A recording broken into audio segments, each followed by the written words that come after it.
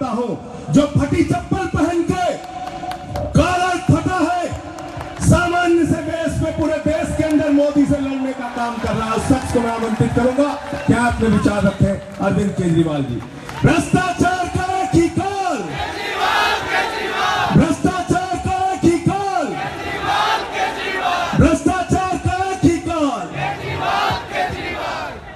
भारत माता की इनकलाब, इनकलाब, वंदे वंदे। आज यहाँ पे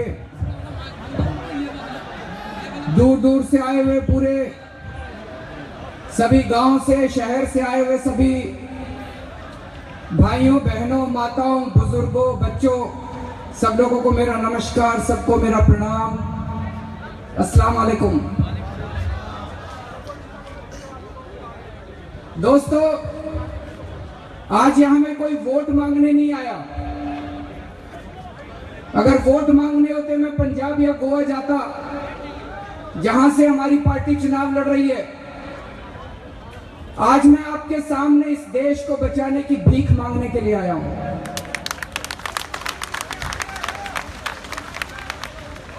एक एक शब्द जो मैं बोलूंगा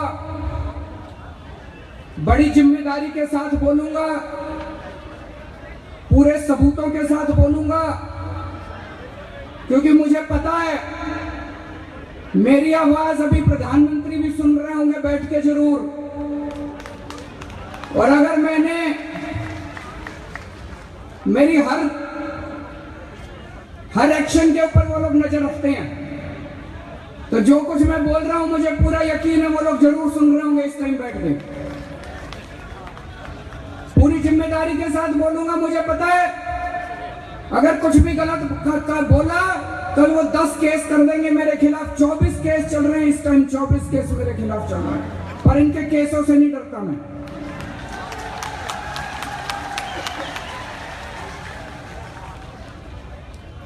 दोस्तों, ये नोटबंदी जो काला धन और भ्रष्टाचार कम करने के लिए कह रहे हैं कि काला धन और भ्रष्टाचार कम करने के लिए की गई है, मैं आज पूरी जिम्मेदारी के साथ कहना चाहता हूं ये नोटबंदी आजाद भारत का सबसे बड़ा घोटाला है। 8 लाख करोड़ रुपए का घोटाला है। उसको साबित करने के लिए आज मैं कागज लेकर आया हूं आपको दिखाने के लिए।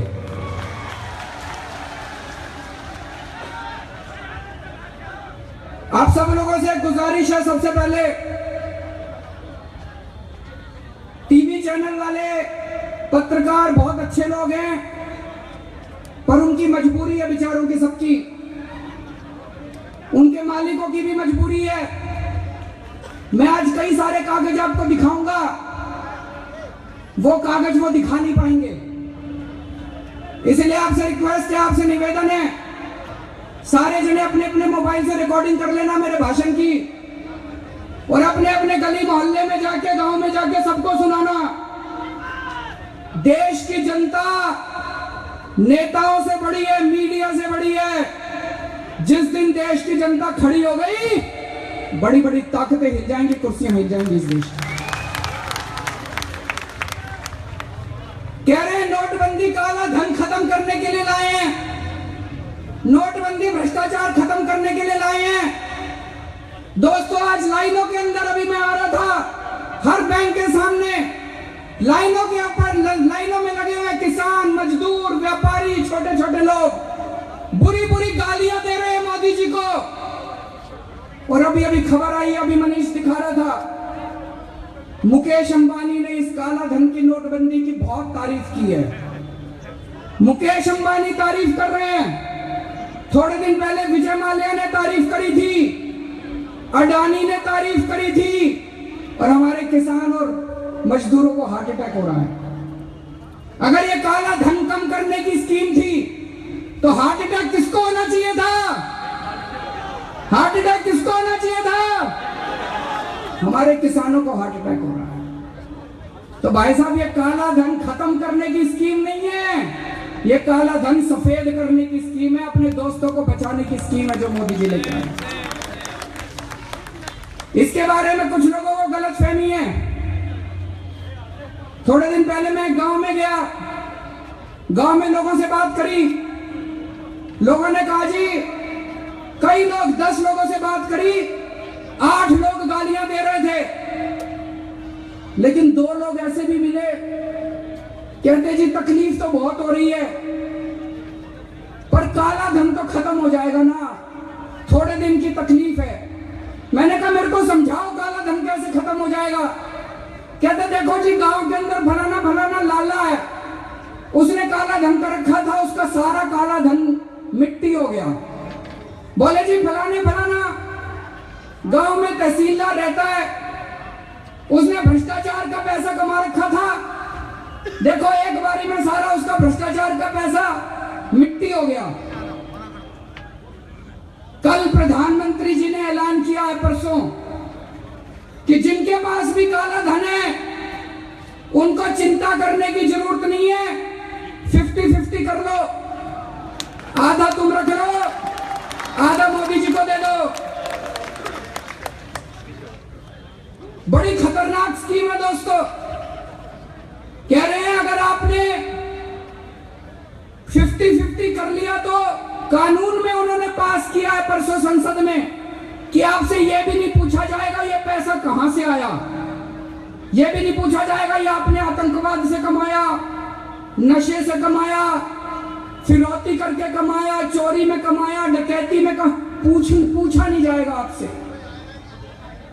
दोस्तों अगर आपने रिश्वत लेके 10 करोड़ रुपए कमाए, मोदी जी कह रहे हैं 5 करोड़ मेरे को दे दो, 5 करोड़ आपके साफ हो गए, आपके सफेद हो गए। अगर आपने नशा बेच के 20 करोड़ कमाए, मोदी जी कह रहे हैं 10 करोड़ मेरे को दे दो, 10 करोड़ तुम रख लो, साफ हो गए। ऐसे भ्रष्टाचार दूर करेंगे, ऐसे आतंकवाद दूर करेंगे। पूरे देश के अंदर अब जनता बात कर रही है। जैसा मैंने कहा, जिस गांव में मैं गया था 2 लोग कह रहे थे, कहते हैं जी काला धन तो कम होएगा। उनके फोन आए कल मेरे पास, कहते जी ये तो धोखा कर दिया मोदी जी ने, लाइनों में खड़े हैं हम और उनसे 50-50 करके और सारा पैसा वो वाइट का करना चालू कर दिया उन्होंने। ये तो सबसे बड़ा धोखा कर दिया उन्होंने। तो लोग पूछ रहे हैं कि अगर यही करना था तो पहले दिन यही कर देते, ये नोटबंदी करने की क्या जरूरत थी। सबसे पहले दिन कह देते भाई जिस जिसके पास नशे का पैसा है, जिस जिसके पास भ्रष्टाचार का पैसा है, जिस जिसके पास आतंकवाद का पैसा है, जिस जिसके पास चोरी डकैती का पैसा है, जिस जिसके पास टैक्स चोरी का पैसा है, सारे जने आओ 50-50 कर लेते हैं और अपना 50% ले जाओ। फिर उन्होंने क्यों तकलीफ करी, क्यों नोटबंदी करी? ये एक बड़ा जायज प्रश्न है। सबके मन में यह प्रश्न उठना बड़ा लाजमी है कि अगर ये 50-50 करना था, 50-50 करके सारे काले धन को सफेद करना था, तो दोस्तों ये लोगों की लाइनें क्यों लगाई, 500-500 हजार के नोट क्यों बंद करे? इसके अंदर बहुत बड़ा घोटाला है, इसके अंदर बहुत बड़ा घोटाला है, ये समझने की जरूरत है। अभी तक बता रहे हैं जो आप लाइनों में लगे, जितने लोग लाइनों में लगे हैं भाई साहब, सारे ईमानदार लोग हैं। आप में से जितने लाइनों में लगे आपने देखा होगा, कोई बोरी भर के नोट लेके आया जमा कराने के लिए, कोई ट्रंक भर के नोट, सूटकेस भर के नोट लेके आया, कोई नहीं लेके आया। तो जितने लोग लाइनों में लगे हुए थे, गरीब लोग लाइनों में लगे हुए थे, जितने लोग लाइनों में लगे हुए थे सारे आम लोग, ईमानदार लोग लाइनों में लगे हुए थे। अभी तक बता रहे हैं 6-7 लाख करोड़ रुपया आप लोगों का, ईमानदार लोगों का जमा हो चुका है।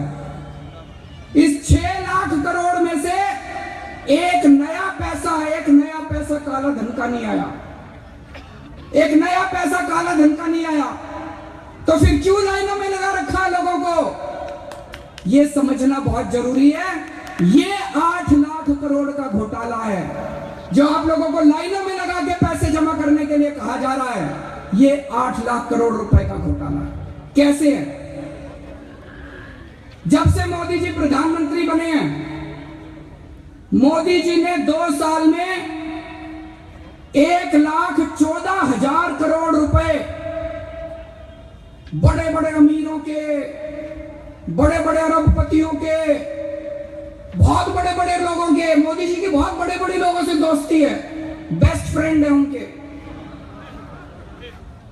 1,14,000 करोड़ रुपए का लोन मोदी जी ने माफ कर दिया इन बड़े बड़े लोगों को। जैसे आप लोग लोन लेते हो बैंक से, कोई किसान कर्जा लेता है, जब किसान एक किस्त नहीं भर पाता बेचारा, बैंक वाले आ जाते हैं कुर्की करने के लिए, बैंक वाले आ जाते हैं गांव में उसकी बेइज्जती करने के लिए।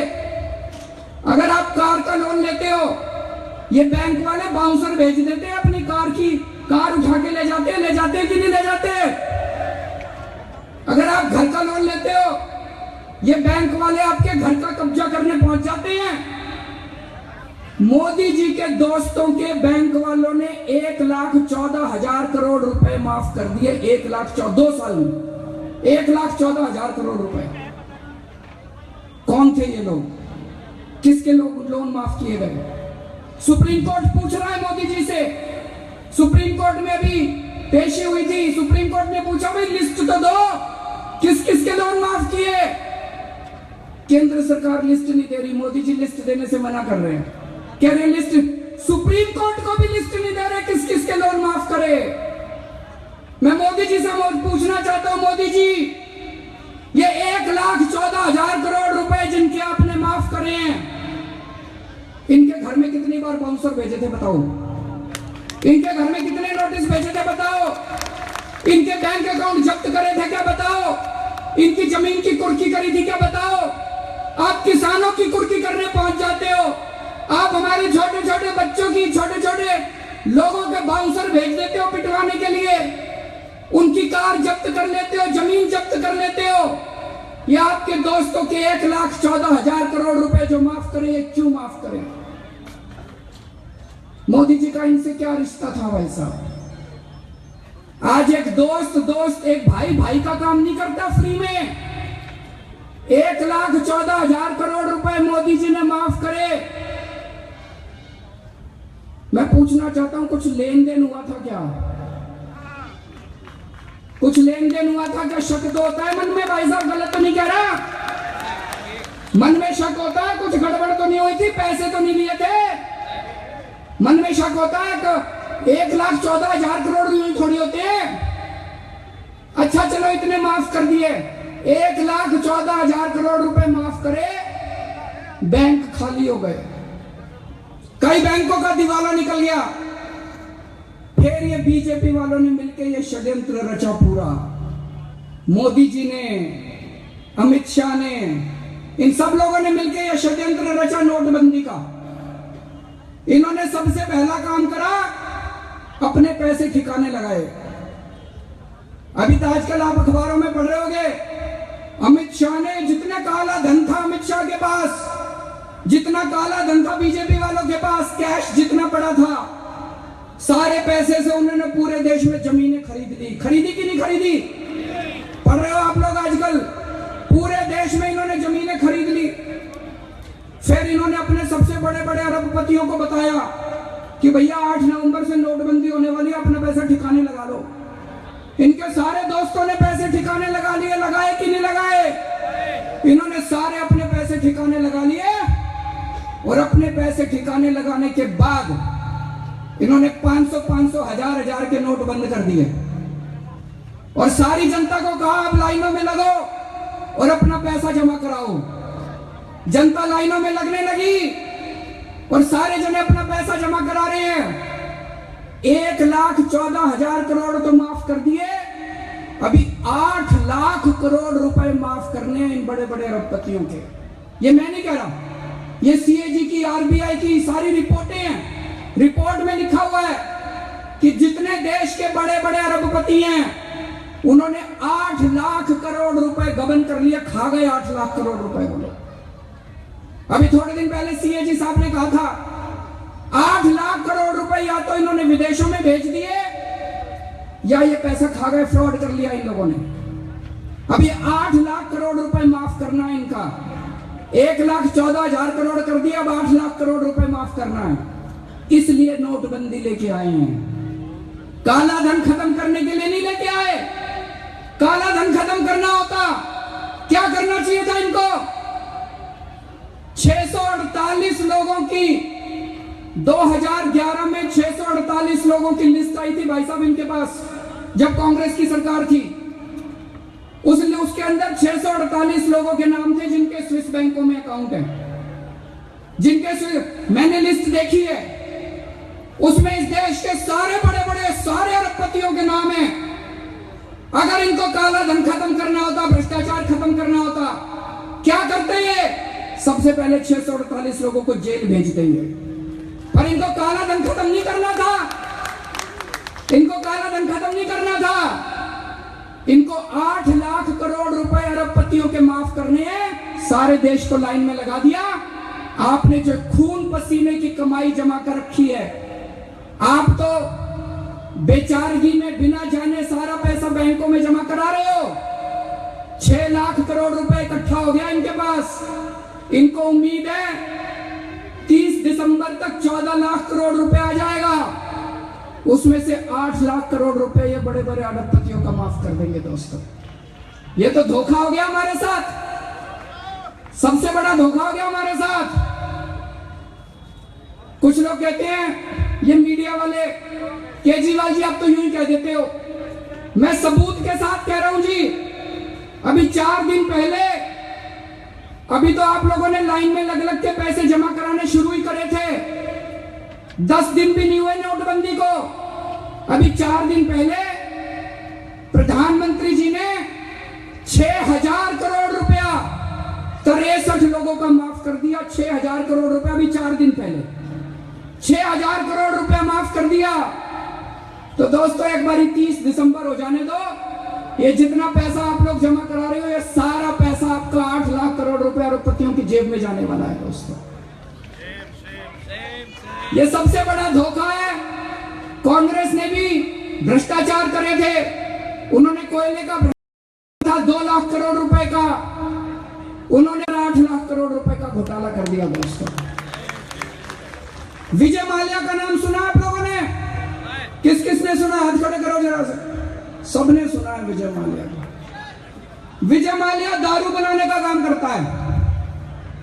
उसके ऊपर 8000 करोड़ रुपए का लोन था, 8000 करोड़ रुपए का कर्जा था। एक दिन रात को मोदी जी ने उसको हवाई जहाज में बिठा के देश से बाहर भगा दिया, लंदन चला गया। वो क्या रे, पता नहीं चला। कोई हवाई जहाज उड़ा के ले जाए, पता नहीं चलता। ऐसे हो सकता है? वैसे हम ही बेवकूफ हैं? मोदी जी लगता है हम सारे बेवकूफ हैं। हवाई जहाज उड़ा के ले गया, लंदन चला गया। देश के एयरपोर्ट से देश की सिक्योरिटी क्या कर रही थी? एयरपोर्ट की सिक्योरिटी क्या कर रही थी? 8000 करोड़ रुपए का कर्जा उसके ऊपर, और उसको भगा दिया लंदन में बैठा वो। अब हमें बेवकूफ बना रहे हैं। मोदी जी कहते हैं कोशिश कर रहे हैं उसको वापस लाने की, कोशिश कर रहे हैं। लंदन की सरकार से बातचीत चल रही है, कोशिश कर रहे हैं। अच्छा चलो, मान लिया कोशिश कर रहे हो। अगर वो 8000 करोड़ रुपए लेके भाग गया, तुम कोशिश कर रहे हो, तो तुमको तो उसको सजा देनी चाहिए। अभी 3 दिन पहले विजय माल्या के 1200 करोड़ रुपए का लोन माफ कर दिया। 1200 करोड़ रुपए का लोन माफ कर दिया नरेंद्र मोदी जी ने। अरे शर्म कर लो। हमारे किसान लाइनों में लग लग के पैसे जमा करा रहे हैं, और उस पैसे से तुमने विजय माल्या का लोन माफ कर दिया। तुम्हें शर्म आती है? दोस्तों, पहले मैं सोचा करता था कि नरेंद्र मोदी जी में उनके साथ बहुत सारी सहमति है हमारी, लेकिन मैं सोचता था कि वो पैसे नहीं खाते। मुझे लगता था कि वो ईमानदार हैं। लेकिन मेरे पास पिछले दिनों में कुछ कागज आए हैं। उन कागजों को मैंने देखा तो मेरे रोंगटे खड़े हो गए। यहां कितने लोग हैं जो मानते हैं कि मोदी जी बेईमान है? जरा हाथ खड़े करें। कितने लोग मानते हैं? ये मीडिया वाले जरा कैमरा उधर कर लो।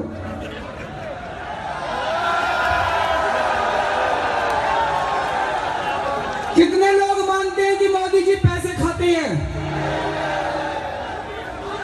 ये मैं नहीं कह रहा भाई साहब, जनता कह रही है।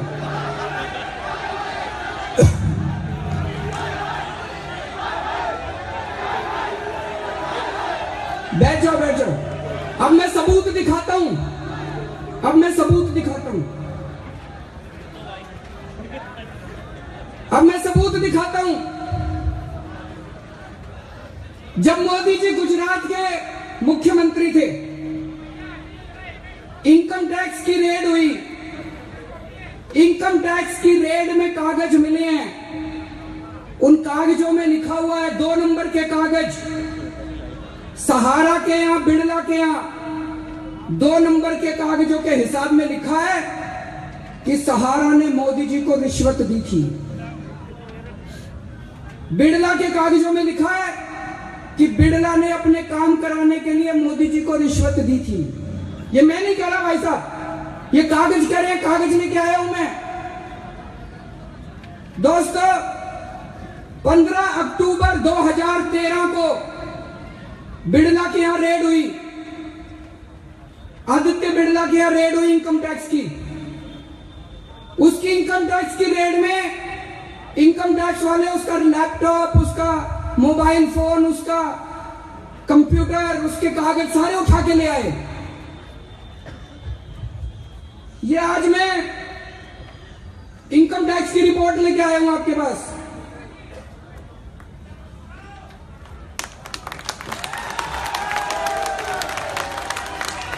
ये इनकम टैक्स की रिपोर्ट है जी, मैं नहीं कह रहा, इनकम टैक्स वाले कह रहे हैं,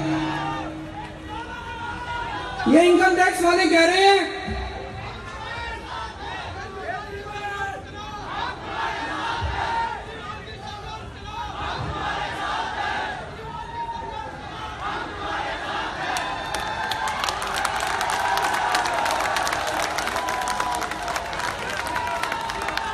इनकम टैक्स के कागज में लिखा है, इनकम टैक्स के कागजों में लिखा है, गुजरात सीएम 25 करोड़,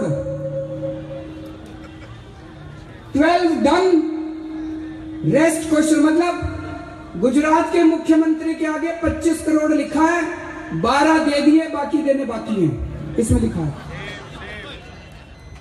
मैं ये नहीं कह रहा ये सच है, पर भाई साहब इसकी जांच तो होनी चाहिए थी, होनी चाहिए कि नहीं होनी चाहिए? मोदी जी ने रिश्वत ली या नहीं ली, इसकी जांच तो होनी चाहिए। कौन कौन मानता है जांच होनी चाहिए? जांच होनी चाहिए। मोदी जी सुन रहे होंगे, मैं मोदी जी से कहना चाहता हूं जांच कराओ इसकी। दोस्तों, सारे जने कह रहे भाई कैमरा घुमा दो, हाथ दिखा दो सबके, कैमरे वालों।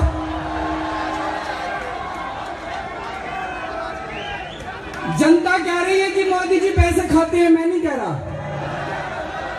जनता कह रही है पैसे खाते हैं, और जनता कह रही है कि बिड़ला के कागजों की जांच होनी चाहिए। दोस्तों,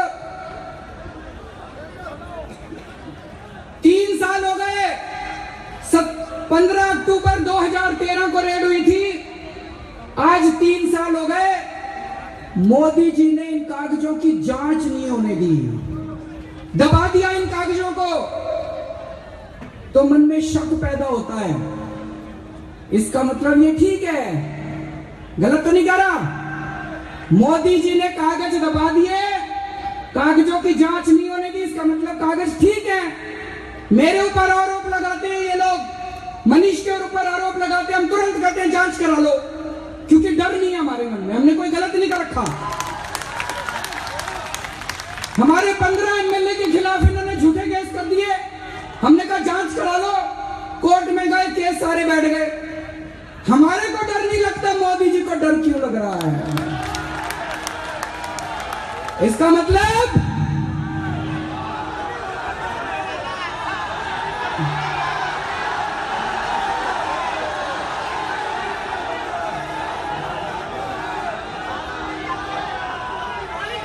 अभी और भी दिखा रहा हूं, अभी रुक जाओ, अभी बहुत बड़ा मसाला अभी बाकी है। उसके बाद 22 नवंबर 2014 2014 को 22 नवंबर 2014 को सहारा के यहां रेड हुई इनकम टैक्स की। जिस कमरे में रेड हुई उस कमरे में सहारा के यहां 130 करोड़ रुपए का कैश मिला। उसी कमरे में कुछ कागज मिले, ये कागज मेरे हाथ लग गए। इनकी किस्मत खराब है। इस कागज पे इनकम टैक्स की असिस्टेंट कमिश्नर के दस्तखत हैं, इनकम टैक्स की मोहर लगी हुई है। इस कागज पे सहारा के आदमी के दस्तखत हैं, 2 गवाहों के दस्तखत हैं। इस कागज में लिखा हुआ है कि पैसा किस किस को गया। मैं भी पढ़ के सुनाता हूं इसमें।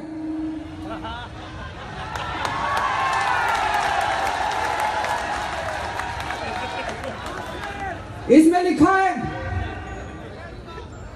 30 अक्टूबर 2013 को 2.5 करोड़ रुपए cash given at Ahmedabad to Modi ji by Jaiswal ji. उसके बाद है 12 नवंबर 2013 5 करोड़ 10 लाख रुपए cash given at Ahmedabad to Modi ji at Gujarat through Jaiswal ji. 27 November 2013 2.5 crore रुपए cash given at Ahmedabad to Modi ji through Jaiswal जी।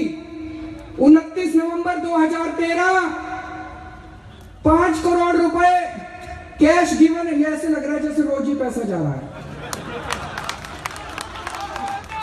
मेरे पास एक ही कागज है, हो सकता है कई सारे कागज हों। इस एक कागज में मोदी जी के नाम की 7 एंट्री हैं और 40 करोड़ 10 लाख रुपए देने की बात की गई है मोदी जी को। मुझे लगता है आजाद भारत में कई ऐसे प्रधानमंत्री हुए जिन पे आरोप तो लगा, लेकिन किसी के नाम की एंट्रियां कभी किसी की नहीं मिली।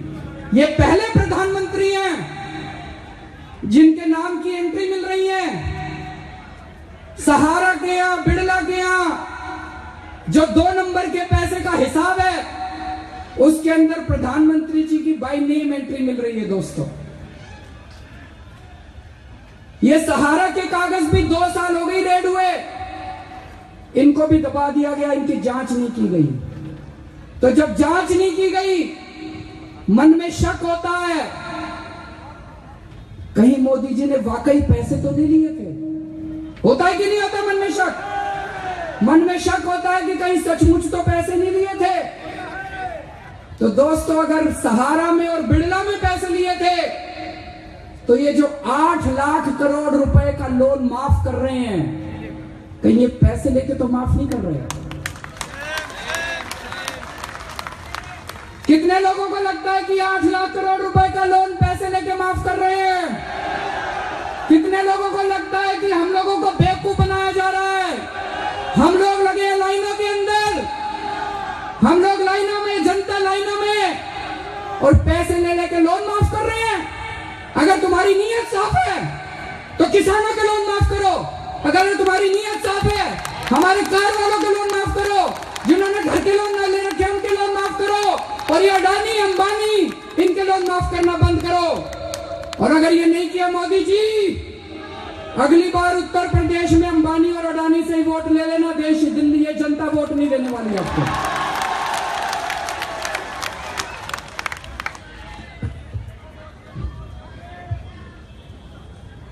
अभी थोड़े दिन मैंने पहले देखा, प्रधानमंत्री जी ने अपनी मां को लाइन में लगा दिया 4,000 रुपए लेने के लिए। दोस्तों, मुझे बड़ा दुख हुआ। इतनी बूढ़ी उनकी मां है, बहुत इज्जत करते हैं हम, जितने भी मतभेद हो हमारे उनके साथ, लेकिन मुझे लगा कि अगर लाइन में ही लगना था तो बेटे को लाइन में लगना चाहिए था, मां को लाइन में नहीं लगाना चाहिए था। लानत है ऐसे बेटे के ऊपर जो अपनी 90 साल की मां को लाइन में लगाता है। माँ बाप किस लिए पालते हैं अपने बच्चों को? कि बुढ़ापे में काम आएंगे। इसलिए नहीं पालते कि बुढ़ापे में अपनी राजनीति करने के लिए लाइन में लगा देंगे और खुद जापान चले जाएंगे। मोदी जी से मैं कहना चाहता हूं, आप बड़ी देशभक्ति की बातें कर रहे हो। देशभक्ति के नाम पे लाइनों में लग जाओ, देशभक्ति के नाम पे लाइनों में लग जाओ। थोड़ी सी देशभक्ति अपने लोगों से भी कराओ। अभी मोदी जी के एक दोस्त की शादी हुई बेंगलोर में।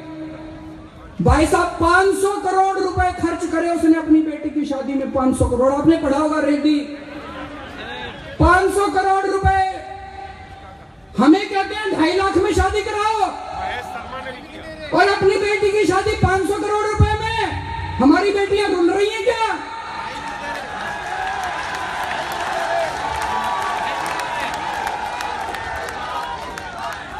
हम अपनी बेटी की शादी कराएं 2.5 लाख रुपए में, तुम अपनी बेटी की शादी कराओगे 500 करोड़ रुपए में। हम ही पागल हैं। अभी नोएडा के सांसद, भारतीय जनता पार्टी के सांसद महेश शर्मा, उन्होंने अपने बेटे की शादी करी 5 स्टार होटल में, इधर उधर। इनके पास पैसे कहां से आ रहे हैं? इनके नोट कौन बदल रहा है? इनके बैंकों के पिछले दरवाजे से नोट बदले जा रहे हैं। इनके पिछले दरवाजे से नोट बदले जा रहे हैं। मैं पूछना चाहता हूं, महेश शर्मा ने कितने करोड़ रुपए खर्च करे अपनी बेटी की शादी में?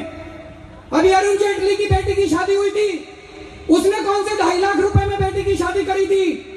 मैं मोदी जी को कहना चाहता हूं, मोदी जी, अगर आप चाहते हो कि देश के लोग बलिदान करें, देश के लोग त्याग करें, सबसे पहले आप अपने सारे सांसदों को कह दो कि अब अगर कोई बीजेपी के सांसद की शादी होगी तो 2.5 लाख रुपए में होगी। मैं आज पूरी जनता की तरफ से मोदी जी को आश्वासन देना चाहता हूं, तुम अपनी शादियां 2.5 लाख में करा दो, हम अपनी शादियां 1.25 लाख में करा के दिखा देंगे। तुम तो करो 500 करोड़ में शादी। और दोस्तों, हमें देशभक्ति का पाठ सिखाते हैं मोदी जी। त्याग कर रहे, थोड़ा त्याग करो, थोड़ी तकलीफ बर्दाश्त करो, थोड़ा त्याग करो। मैं उनसे कहना चाहता हूं, हमारे बच्चे भूखे मर रहे हैं, पैसे नहीं है, धंधा बंद हो गया लोगों का, व्यापार बंद हो गया लोगों का, किसान अपनी किसानी नहीं कर पा रहा।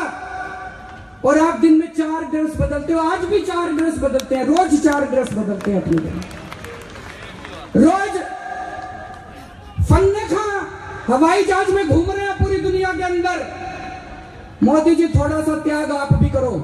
आज ऐलान कर दो कि कल से मैं 4 ड्रेस नहीं, 1 ही ड्रेस पहना करूंगा दिल में। इतना तो कर दो कम से कम। मेरे पास अभी थोड़ी देर पहले एक आदमी आया, कहता है जी बीजेपी वाले कहते हैं हम हिंदुओं की पार्टी हैं। अरे तुमने तो सारे हिंदुओं को भी लाइन में लगा दिया। तुम कहां से हिंदुओं की पार्टी हो? जितने लाइन में लगे पड़े बेचारे सारे हिंदू, मुसलमान, सिख, ईसाई सबको लाइन में लगा दिया। मैंने पहले भी कहा था दोस्तों, बीजेपी ना हिंदुओं की पार्टी है ना मुसलमानों की पार्टी है। ये सत्ता और पैसे के लालची लोगों की, अहंकारी लोगों की पार्टी है। इन बीजेपी वालों का बस चले तो कल अपने बाप को भी बेच के खा जाए अगर इनको पैसे के लिए जरूरत पड़ेगी।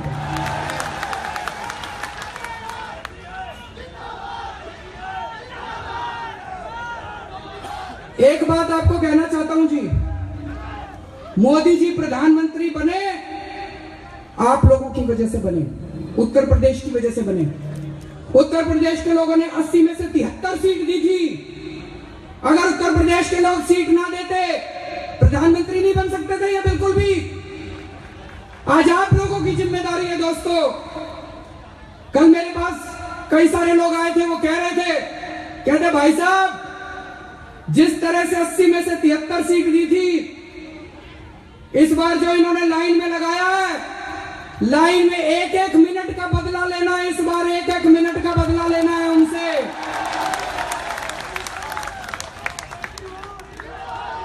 कोई बीजेपी का आदमी आपके इलाके में आके वोट मांगे, उसको कह देना अंबानी अडानी से जाके वोट ले लो, वोट लेने हमारे पास मत आना।